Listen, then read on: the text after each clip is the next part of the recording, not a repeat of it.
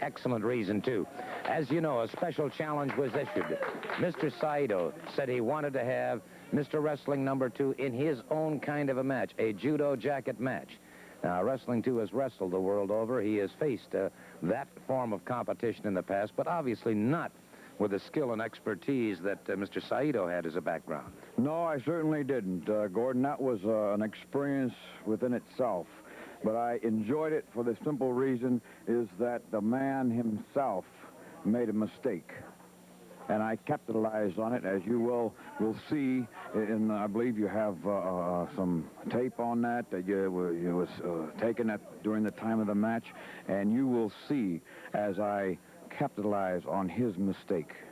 And that, of course, is the name of the game. In this profession, in this sport, one mistake and it's all over. You just don't fumble the ball. There's no question about that. And may I just point out that we are going to be seeing in just a couple of moments the match between Wrestling 2 and Mr. Saito. And I want to point out once again, this was a direct challenge from Mr. Saito. He wanted judo jackets. That's how he figured he would finally humiliate Wrestling 2 and defeat him. So right now, let's go to the Omni, and let's take a look at the closing moments of this match, and I know it's a moment that you're going to enjoy reliving. Yes.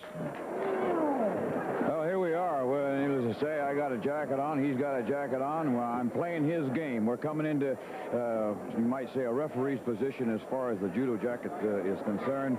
I'm very, very cautious at this particular point because I know that this man is well familiar with the jackets and far more than I am, Gordon, and I had to be very cautious and very careful. Obviously, of course, you can use those jackets. You get tremendous extra leverage with them.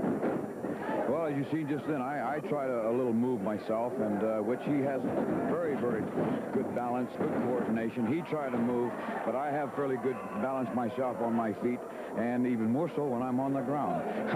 But I like this. The man was just digging as hard as he could possibly dig. He felt and he knew within himself that he was going to tear me from limb to limb. But I had a few tricks up my sleeve also. Certainly no question about it. And again, he tried for a throw. Well blocked by you. You're back to that side headlock. I notice you seem to be going back more to the basics of wrestling, where he is once again trying to concentrate on the jacket aspect of the attack, but you've been pretty well turning it in your favor. Well, Gordon, wrestling has always been my life. It's been my entire career, and wrestling is what I know best. This man, he knows the judo jacket best, so all I could do is try to counter anything that he tried to pull on me, which worked out fairly well for myself. Deeper into the match now. At this point right here is where he made his mistake. When he took my jacket off, it put me back in my type of world. Without a jacket, I suddenly felt like me again. I felt like a new man. I felt that soft confidence shoot back into my body. And when he was strangling on me, something came over me that I can't explain. But I made my move. I came on him, and I poured everything I had on him. I felt this was it. This was the time. And he, like I said, he started it. I finished it. He pulled the jacket off, so I said, well, okay, good enough. And I'll just unload you from your jacket, pal, and we'll go all the way with no jackets and just finish it the way it should be done.